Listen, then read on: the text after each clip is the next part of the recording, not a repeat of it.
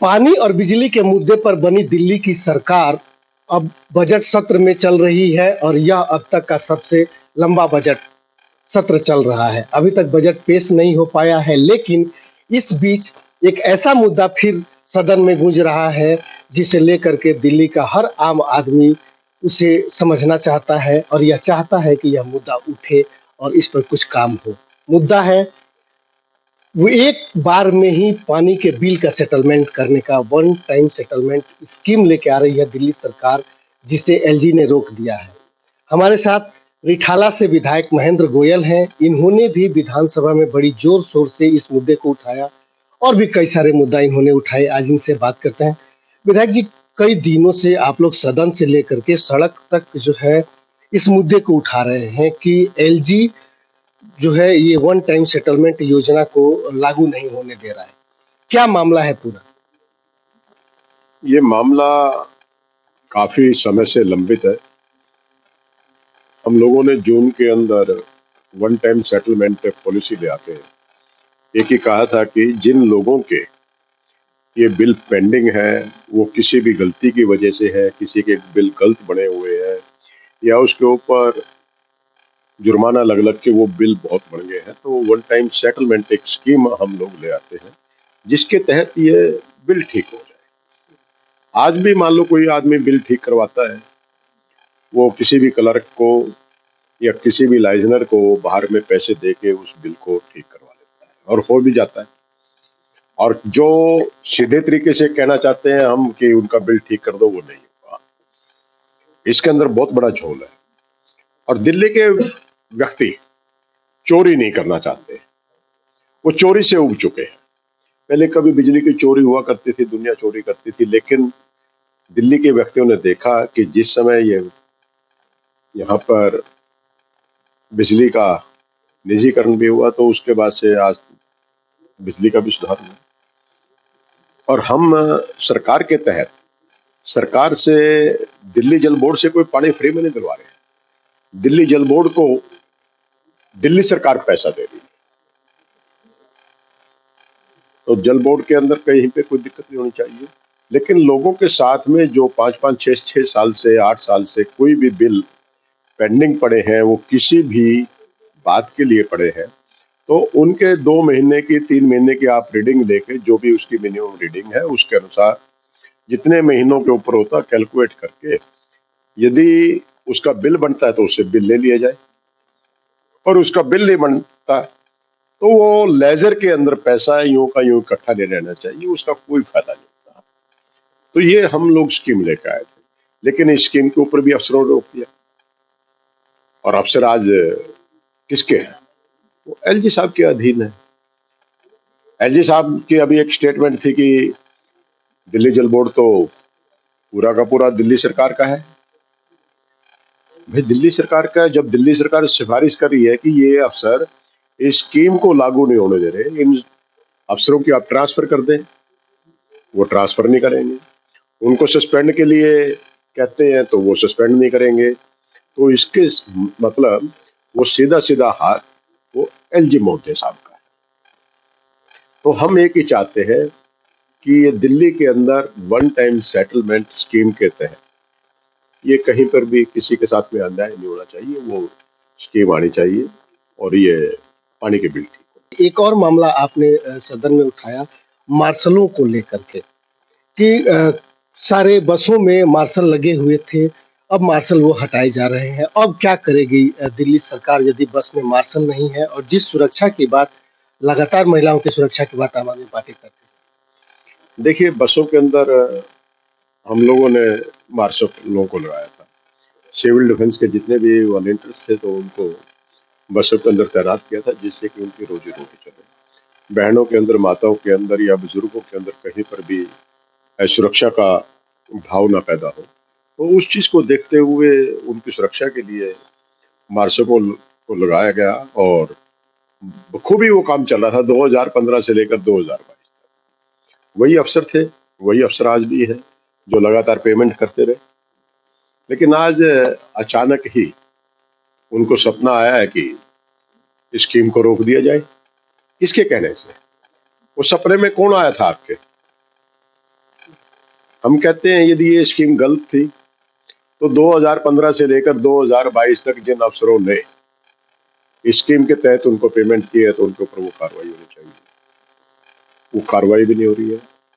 उन बच्चों का क्या कसूर था कि जिन्होंने इतने सालों तक अपनी सेवाएं दी। इस प्रकार के बहुत से बच्चे हैं जो आज अपनी नौकरी की उम्र से भी निकल गए हैं। हम कहते हैं कि अब भी आप कह रहे हैं कि हम होम गार्ड के तहत लगाएंगे, आप होम गार्ड के तहत लगाइए, आप उनको वेटेज दीजिए कि जो बच्चे वो काम कर रहे थे तो उस वेटेज के अनुसार उन बच्चों को पहले लिया जाए। ये हम लोगों की डिमांड है और दिल्ली विधानसभा के अंदर इस प्रस्ताव को हम सभी ने मंजूर भी किया है। हम कहते हैं कि इस स्कीम के अंदर या इस पॉलिसी के अंदर या कहीं पर भी लगाने के तहत यदि कहीं पे कोई कमी रही है, कमी तो आज भी दूर हो सकती है, कोई क्लरिकल मिस्टेक रहेगी, कब ठीक नहीं होती, ठीक की जा सकती है। तो ये हमारा एलजी साहब से अनुरोध है कि इन बच्चों के जीवन के साथ खिलवाड़ मत करें। एक तरफ से तो आप कहते हैं कि दिल्ली के अंदर नौकरियां नहीं दी, इन लोगों को लगा रखा है नौकरी पे, आप इनके परिवारों के साथ क्यों खेल रहे हो? डाटा एंट्री ऑपरेटर लगे हुए थे, आज से नहीं बहुत समय से लगे हुए थे, डाटा एंट्री ऑपरेटर आपने हटा लिए। इसी प्रकार से और डिपार्टमेंटों के अंदर जो भी कर्मचारी लगे हुए थे उनको आपने हटा लिया, क्योंकि हम लोग रोजगार देने के नए नए अवसर ढूंढते हैं और उनको देने का संकल्प लेते हुए उनको रोजगार देते हैं। और इस समय में एलजी साहब है कि वो केंद्र सरकार के दबाव में हो या कैसे भी हो, वो इन कामों को रोक रहे हैं। तो ये दुर्भाग्य। देखिए, एक सवाल अभी बड़ी चर्चा में है कि बजट सत्र जो है वो अभी तक जब से दिल्ली में आम आदमी पार्टी की सरकार है, इतनी लंबी कोई सत्र नहीं चली है। इस बार इतना लंबा सत्र चलने के पीछे का क्या रीजन है? अभी तक तो बजट भी पेश नहीं हुआ। देखिए, इसके पीछे कारण रहे हैं क्योंकि जनता के मुद्दे उठाने बहुत जरूरी है और जो बजट बनाया जाता है वो जनता के लिए ही है। जनता के मुद्दे हम उठाएंगे नहीं। आज जैसे आपने होमगार्ड के लिए बोला है तो सिविल डिफेंस वाले वर्कर्स के लिए बोला है तो उनके लिए वो मुद्दा उठाया है, 2 दिन की चर्चा उसमें निकली है। पानी के मुद्दे के ऊपर हमें बहुत दिनों की बात करते करते एलजी साहब ने जो अपने अभिभाषण के दौरान तारीफ के अंदर भी हमें कहते कहते कई दिन हो गए, तो इसी प्रकार से जो एक समय है वो समय तो खर्च होगा ही ना। कोई ये तो है नहीं कि वहां पे खाली बैठे थे। और बजट के अंदर बिल्कुल उस हिसाब से लेके आएंगे जो जनता के हित के अंदर होगा और उनको वो डायरेक्ट फायदा देने वाला होगा। इस प्रकार का आपके सामने हो जाते हैं। लेकिन भाजपा के विधायक हो या भाजपा के नेता ये कह रहे हैं कि बजट सत्र को इस सिर्फ ईडी से बचने के लिए अरविंद केजरीवाल जो है वो लंबा कर रहे हैं। विधानसभा में कोई काम नहीं होता, मात्र 2 घंटे विधानसभा चलता है और उसमें कोई खास काम नहीं होता, सिर्फ और सिर्फ ईडी से बचने के लिए अरविंद केजरीवाल जो है विधानसभा कार्यवाही का सहारा ले। देखिए, वो कुछ भी कहते रहे। जब हम लोगों ने 15 से 22 तारीख तक का बजट सत्र नियुक्त किया था, वो तब कहते थे कि बहुत छोटा सत्र है। आप उन्हीं की स्टेटमेंट को उठा लीजिए, उस समय तो कहते थे कि बहुत छोटा है, इसमें चर्चा नहीं हो पाएगी। और जब हमने बढ़ा दिया तब कहते हैं कि इतना ये तो ईडी से बचने के लिए है। भाई, चित भी इनकी है, पट भी इनकी है, लेकिन जनता देख रही है कि जनता के कामों को कौन कर रहा है। इस बात के आरोप प्रत्यारोप से हम घबराने वाले। देखिए, एक अंतिम सवाल ये है कि अब गठबंधन हो चुका है, इंडिया गठबंधन में आम आदमी पार्टी और कांग्रेस दोनों मिल के चुनाव लड़ रहे हैं। क्या लगता है कि पिछले 2 लोकसभा चुनाव में जो प्रदर्शन भारतीय जनता पार्टी कर रहा है, उस प्रदर्शन को या भारतीय जनता पार्टी का जो अभी तक का जो जीतने का जो दौर चल रहा है, उसमें कुछ सेंध लगा पाएगी ये गठबंधन? हम लोग सेंध लगाने के लिए नहीं, हम लोग रिजल्ट देने के लिए हैं और रिजल्ट आपको 7-0 के रूप में मिलेगा। बस इतना ही तो। आपका दावा है कि 7 के 7 सीट ये गठबंधन जीतेगी?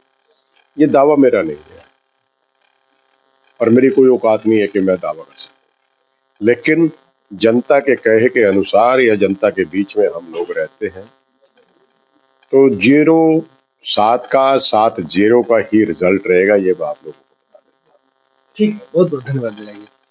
तो ये थे रिठाला विधानसभा से विधायक महेंद्र गोयल जी, जिनसे हम बात कर रहे थे मार्शल के मामले पर, पानी में वन टाइम सेटलमेंट स्कीम के मामले पर। कुल मिला के कहा जा सकता है कि तीनों ही अंग, वह चाहे विधायक हों, चुने हुए नियुक्त किए गए एलजी हों या फिर अधिकारी, ये तीनों अपने अपने पदों पर जब आते हैं, एक ओथ लेते हैं, एक शपथ लेते हैं, और वह शपथ होता है जनता के हित में काम करने का।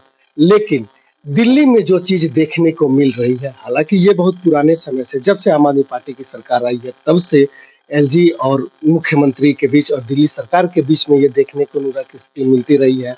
अब अधिकारियों अभी उसमें बीच में आए हैं, और अब ये तीनों एक दूसरे के ऊपर आरोप और प्रत्यारोप के साथ दिल्ली के जनहित के मुद्दे जो हैं, इस आरोप प्रत्यारोप में कहीं न कहीं लटकते हुए और दूर चलते जा रहे हैं।